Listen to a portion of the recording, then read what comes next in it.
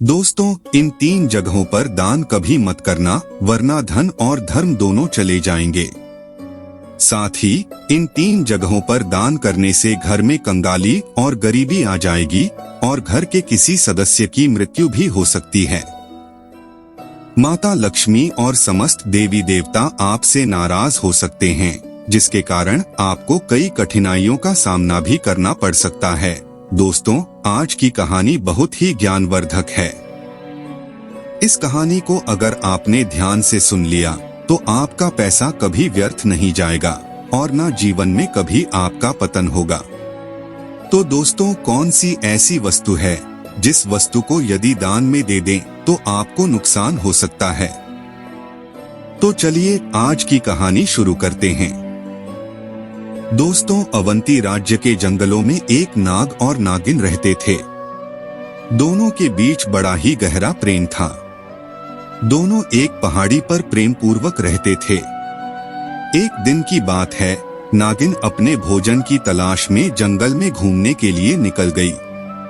जंगल में पहुंचने पर उसने देखा कि एक गोबर खाने वाला कीड़ा, जो देखने में बहुत बड़ा था।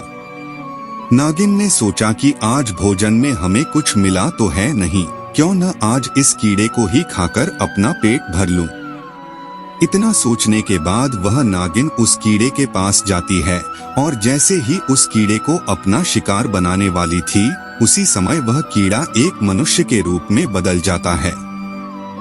उसने देखा कि कीड़ा एक दिव्य राजा के रूप में परिवर्तित हो गया। यह देखकर वह नागिन बड़ी हैरान थी। राजा तो वहां से चला गया और नागिन भी वहां से भोजन की व्यवस्था करके अपने पति नाग के पास लौट आती है और कहती है, हे स्वामी, आज मैंने जंगल में एक बड़ी ही विचित्र घटना देखी है, जिसे देखकर मैं बहुत आश्चर्यचकित हूँ। नाग ने पूछा, ऐसा तुमने क्या देख लिया जिसे तुम विचित्र बता रही हो? तब नागिन कहती है, हे स्वामी, आज जब मैं भोजन की तलाश में आगे बढ़ी तो वह कीड़ा एक राजा के रूप में बदल गया। यह बात मेरे समझ में नहीं आई कि अगर वह कीड़ा था तो राजा कैसे बन गया? अगर वह कोई राजा था तो फिर वह कीड़ा क्यों बना? नागिन की यह बात सुनकर नाग बहुत जोर से हंसते हुए कहने लगा, हे प्रिय, मुझे लगता है कि जंगल में आज तुमने राजा धर्मध्वज को देख लिया है, जो इसी देश का राजा है। नाग की बात सुनकर नागिन और भी ज्यादा हैरान होती है और कहती है, हे महाराज, राजा धर्मध्वज ने ऐसे कौन से बुरे कर्म किए जो उसे कीड़ा बनना पड़ा? वह इस तरह की अधम गति को क्यों प्राप्त हुआ?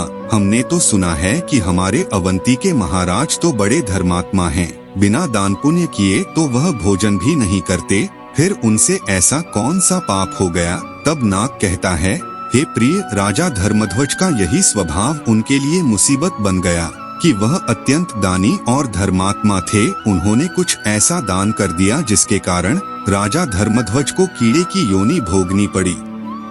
तब नागिन कहने लगी, महाराज, मेरी समझ में कुछ नहीं आया, मुझे विस्तार से समझाइए कि राजा धर्मध्वज के साथ ऐसा कैसे हो गया? तब नाग कहता है, हे प्रिय, ध्यान से सुनो कि दान धर्म करने वाले राजा कीड़े की योनि को कैसे प्राप्त हुए। प्राचीन समय की बात है और इस प्रसिद्ध नगरी अवंतिका में एक महादानी राजा धर्मध्वज राज किया करते थे। राजा धर्मध्वज इतने बड़े दानी थे कि जब तक वह अपने द्वार पर आए हुए भूखे भिक्षुकों और याचकों को भोजन नहीं करा देते थे, तब तक वह भी भोजन नहीं करते थे। यह उनका रोज का नियम था। पूरे राज्य में उनकी खूब प्रशंसा होती थी, लेकिन वह सूर्यास्त होते ही दान देना बंद कर देते थे। सूर्यास्त के बाद अगर कोई उनके पास आता था तो वह उसे दान नहीं देते थे, बल्कि अगले दिन आने के लिए कहते थे। राजा की ख्याति धीरे धीरे देश विदेशों में फैल चुकी थी। राजा धर्मध्वज बड़ा ही महादानी राजा था। अब तो हर रोज उसके द्वार पर यात्रियों की भीड़ लगी रहती थी। वह प्रत्येक दीनहीन को दोनों हाथों की अंजुली में जितनी स्वर्ण मुद्राएं आती थीं, उतना धन दे देते थे। सभी याचक राजा की जय जयकार करते हुए चले जाते थे। मित्रों, उसी अवंतिका नगरी के एक गांव में, जो जंगल के आसपास स्थित था, एक ब्राह्मण परिवार निवास करता था। ब्राह्मण बड़ा ही तपस्वी था। उसकी पत्नी और वह दोनों बड़े आराम से अपना जीवन यापन करते थे। दोनों की स्थिति बहुत ही गरीब थी, परंतु ब्राह्मण बड़ा तपस्वी था। वह कहीं भिक्षाटन के लिए नहीं जाता था। उसे अपनी मेहनत से जो कुछ भी मिलता था उसी को खाकर अपना समय काट लेता था और उसके बाद का सारा समय ईश्वर भजन में बिताने में लगाता था। एक दिन ब्राह्मण ने सोचा कि उसकी जिंदगी अब ज्यादा नहीं बची है। वह बुढ़ापे की ओर बढ़ चुका है। फिर भी वह कहने लगा, मैं जैसे तैसे इस जीवन को काट लूंगा, पर मैं किसी के द्वार पर हाथ फैलाने नहीं जाऊंगा। तब उसकी पत्नी बोली, महाराज, आप कैसी बातें करते हो? जब आपका राजा दान दे रहा है तो प्रजा को दान लेने में कोई बुराई नहीं होती। और फिर हम तो ब्राह्मण ही हैं, हमारा धर्म है दान लेना। मैं कहती हूँ कि आप राजा के पास अवश्य जाएं। अपने परिवार का अच्छे से पालन पोषण करने की जिम्मेदारी हर गृहस्थी की होती है। हर गृहस्थ व्यक्ति का धर्म है कि वह अपने परिवार को सुखी रखे और उन्हें हर सुख सुविधा प्रदान करे। जो लोग ऐसा नहीं करते उन्हें भी परिवार का पालन पोषण न करने के कारण पाप लगता है। मित्रों, जब ब्राह्मण ने यह बात सुनी तो वह कहने लगा, ठीक है, यदि तुम कहती हो तो मैं राजा के दरबार में जाऊंगा। पत्नी के आग्रह पर ब्राह्मण राजा धर्मध्वज के दरबार के लिए चल दिया। शाम का समय था। चलते चलते ब्राह्मण को देर हो गई और सूर्यास्त हो गया। इधर राजा धर्मध्वज के दान देने का एक निश्चित समय था। उस दिन जितने भी याचक आए थे वे सभी दान लेकर जा चुके थे। अब राजा का दान देने का समय समाप्त हो चुका था। सभी दान पेटियों पर ताले लगा दिए गए थे। इधर ब्राह्मण बड़ी दूर से राजा के पास पैदल चलकर आया था, लेकिन उसके आते आते सूर्यास्त हो चुका था। अब महाराज ने दान देना बंद कर दिया और राजमहल की ओर जा रहे थे। उसी समय रास्ते में ब्राह्मण उनके मार्ग में आ गया और कहने लगा, महाराज, मैंने सुना है कि आप हर दिन गरीबों को दान देते हैं। मैं भी एक गरीब ब्राह्मण हूँ और काफी दूर से चलकर पैदल आपके द्वार पर आया हूँ। कृपया मुझे भी दान दीजिए। सूर्यास्त के बाद ब्राह्मण को अपने पास देखकर राजा कहने लगे, हे ब्राह्मण देव, मुझे क्षमा करें। मेरा एक नियम है कि मैं सूर्यास्त के बाद दान देना बंद कर देता हूँ। आप मेरे पास सूर्यास्त के बाद आए हैं, अब आप वापस लौट जाइए और प्रातःकाल मेरे पास आना, तब मैं आपको दान दूंगा। कल जब आप आएंगे तो मैं आपको आज का भी और कल का भी दोनों दिन का दान दूंगा। इस समय दान पेटिका पर ताला लगा चुका हूँ, अब मैं आपको दान नहीं दे सकता। ब्राह्मण थोड़ा जिद्दी स्वभाव का था और तपस्वी था। उसने राजा से कहा, महाराज, मुझे आज ही दान दीजिए, मैं कल तक इंतजार नहीं करूँगा। रोज रोज दान लेने के लिए मैं आपके यहाँ नहीं आ सकता। राजा ने यह बात सुनी तो उन्हें थोड़ा क्रोध आ गया, लेकिन फिर उन्होंने ब्राह्मण को समझाया, हे ब्राह्मण देव, आपको कल ही दान लेने के लिए आना पड़ेगा। आज मैं आपको दान नहीं दे सकता। ब्राह्मण की जिद बढ़ती जा रही थी, क्योंकि राजा अब घोड़ों के अस्तबल के पास पहुंच चुके थे। राजा ने देखा कि ब्राह्मण आज ही दान लेने की जिद कर रहा है, तो राजा ने घोड़े की लीक उठाकर ब्राह्मण के कमंडल में डाल दी। उसकी दोनों मुट्ठियों में जितनी लीक आई उतनी लीक उसने ब्राह्मण को दे दी। ब्राह्मण ने भी आदर से अपना भिक्षा पात्र आगे कर दिया और राजा ने उसमें लीक डाल दी। ब्राह्मण उस लीक को लेकर आदर पूर्वक अपने घर की ओर चल दिया। उधर उसकी पत्नी घर पर इंतजार कर रही थी, सोच रही थी कि ब्राह्मण राजा से दान लेकर आएगा। ब्राह्मणी ने सोचा कि राजा उन्हें सोने की मोहरें देगा और उनकी सारी दरिद्रता मिट जाएगी। जब उसने ब्राह्मण को आते देखा तो वह बहुत प्रसन्न हुई और कहने लगी, हे पतिदेव, आज महाराज ने आपको कितना दान दिया है। मैं कहती थी न कि महाराज के दरबार में जाओ, महाराज हमारी गरीबी मिटा देंगे। ब्राह्मण ने कहा, देवी, दान देने वाले ने दान दे दिया और मैंने उसे ले भी लिया।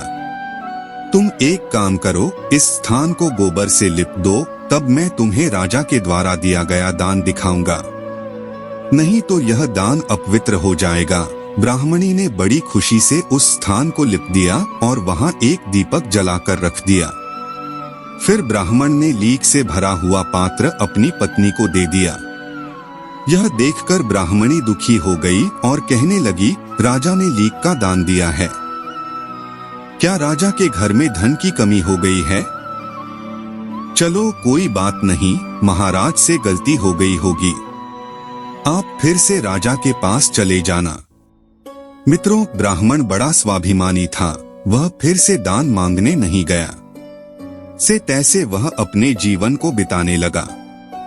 अपनी घासपूस की कुटिया में ब्राह्मण रह रहा था और धीरे धीरे समय बीता रहा था। ब्राह्मण ने उस दान में मिली लीक, घोड़े की लीद को अपने घर के द्वार पर रख दिया था। दान का फल 1000 गुना होकर वापस मिलता है। यदि आपने अपने जीवन में किसी चीज का दान किया है तो परलोक में उसका फल हजारों लाखों गुना बढ़कर मिलता है। राजा ने जो लीक का दान किया था वह भगवान की कृपा से दिन रात बढ़ने लगी।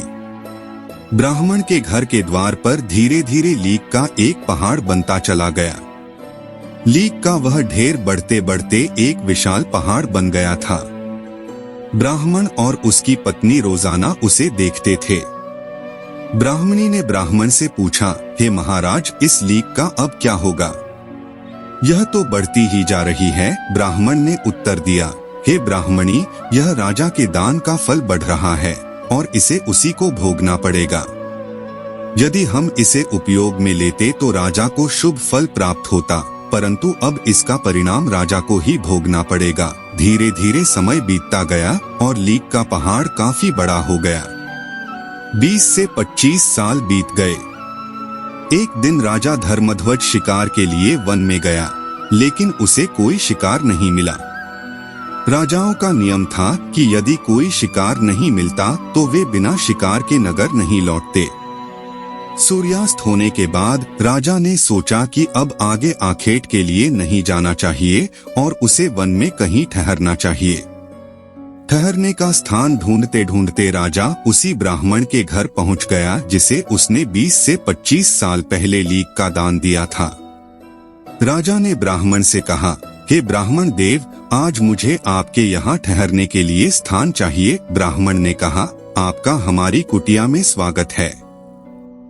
जो भी रूखा सूखा होगा हम आपका सत्कार करेंगे। राजा को ब्राह्मण ने पहचाना नहीं। उस रात राजा ब्राह्मण की कुटिया में रुका और जो भी रूखा सूखा भोजन था उससे उसका सत्कार किया गया।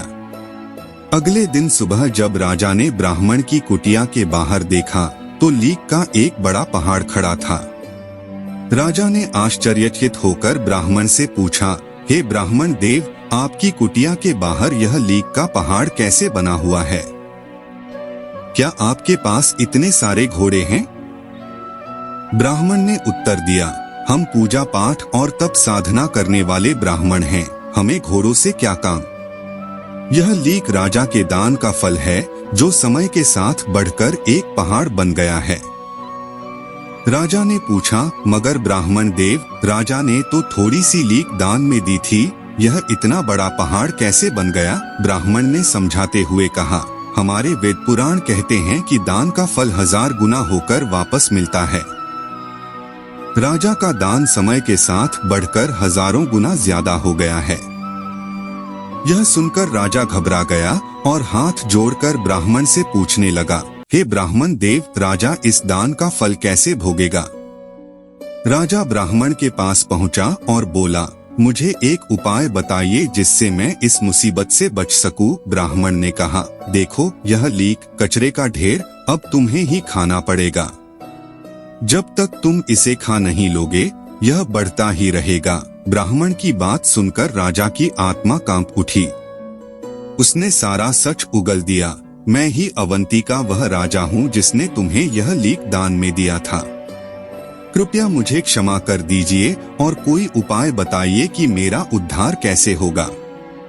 मैं इस विशाल लीक के पहाड़ को कैसे खा पाऊंगा? यह तो बहुत बड़ा ढेर हो गया है। क्या इसका कोई उपाय नहीं है?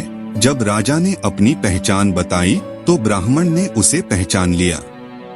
ब्राह्मण ने कहा, यदि तुम वही राजा हो तो इसका परिणाम तुम्हें ही भुगतना पड़ेगा, क्योंकि दान देने वाला अगर किसी अनुपयोगी वस्तु का दान करता है तो उसका फल व्यर्थ हो जाता है।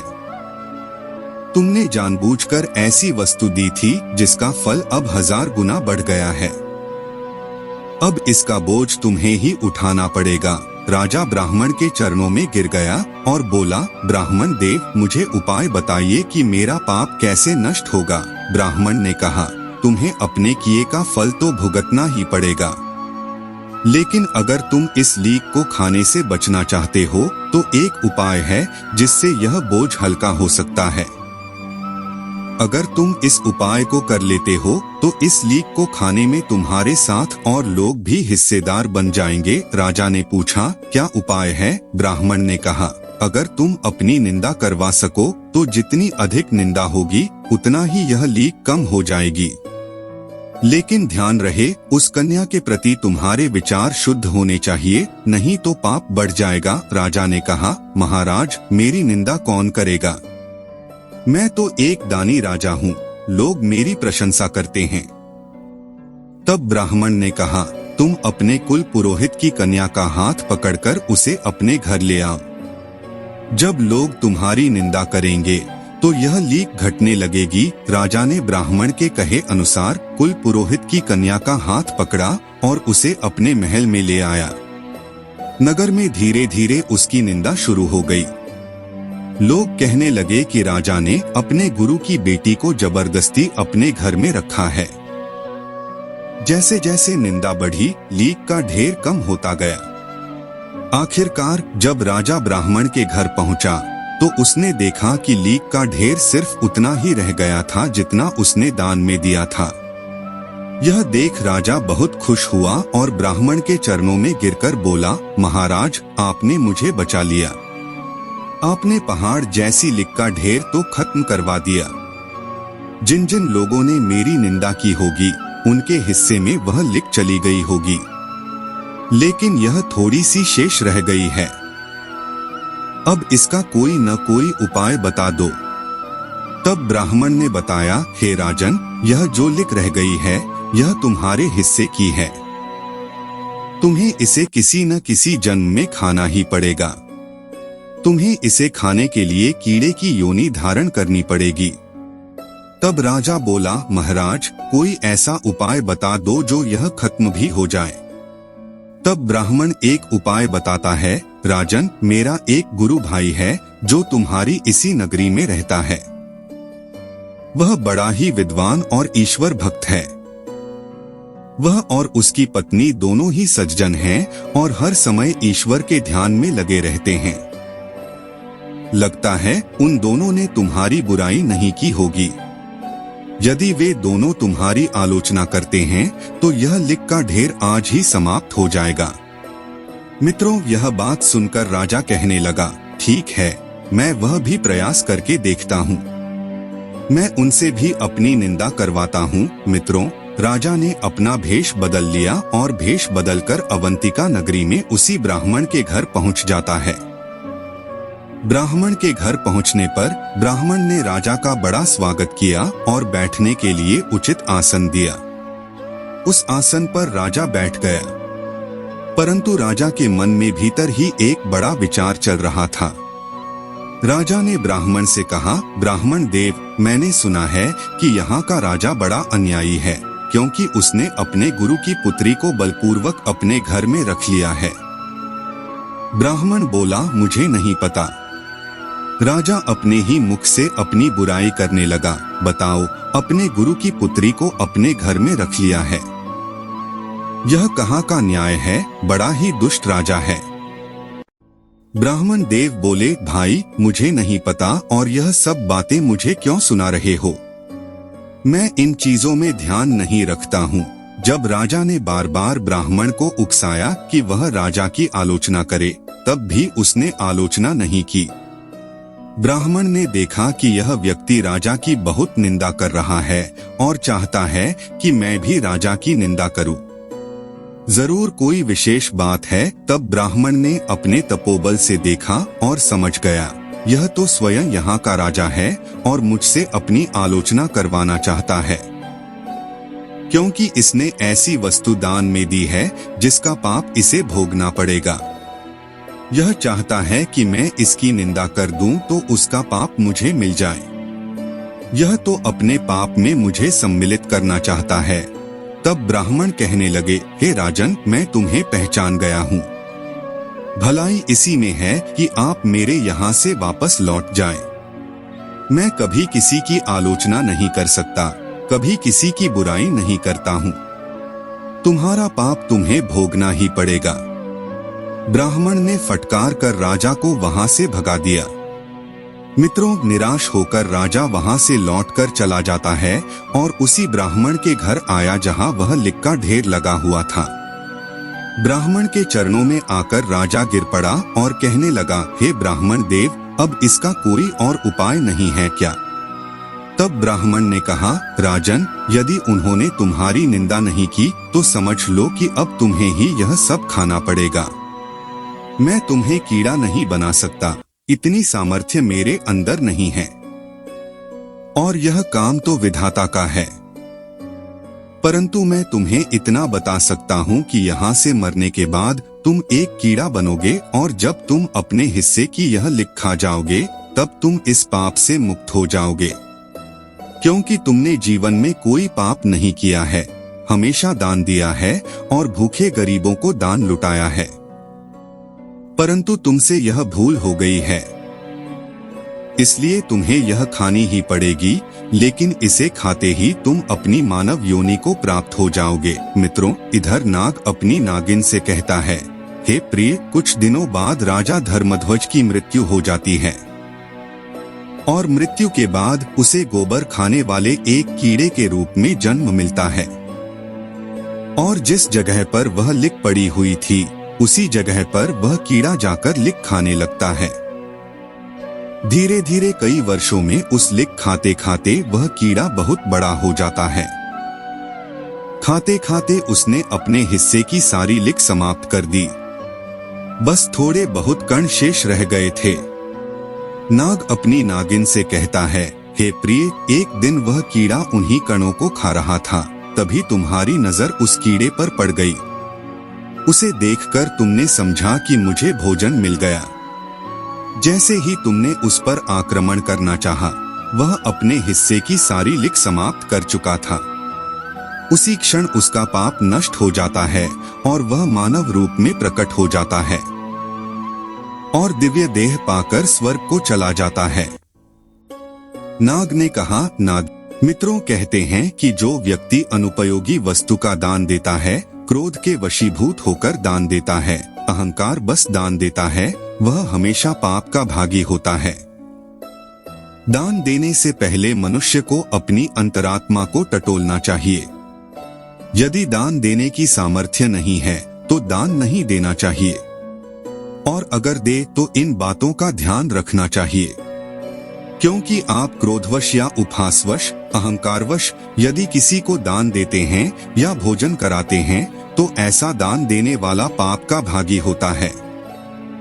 तो दोस्तों, जब भी आप किसी को दान दें तो उपयोग की जाने वाली वस्तु का दान करें।